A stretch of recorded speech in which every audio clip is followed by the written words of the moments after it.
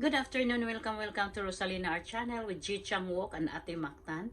And to this video, I'm making pork hamonado as a birthday.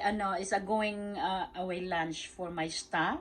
She's moving out of states, so I'm making this video for all of us that we can see how good is this thing is.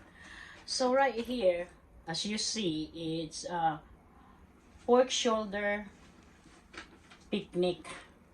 It's huge, and it's I don't know how many pounds, but this is about $21. It's huge, and with the bones, because it's pork shoulder. So now I'm going to show you what is the sangkap. Ano ang mga sangkap dito?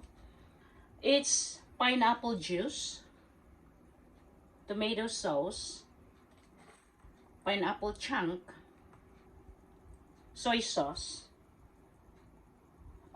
rice cooking wine, mirin, and I'm gonna add some suka, bay leaves, black peppercorn, and star anise. Is everything right here?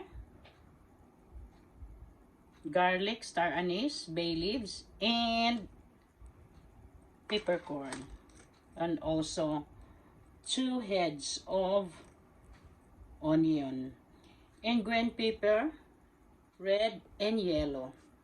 So let's start. I'm going to cook now. First, you have to saute this to give some aroma to the pork shoulder bones. And I sprinkle with salt already, but still we need to season it later. So here I have a big pot. It's 2 quarts. This pot here, I'm going to put oil, and then we'll see the aroma, and then we put the pork shoulder right down here, as you see. So I'll show you later on what it's turned out, and you can smell. If you're cooking here next to me, you can smell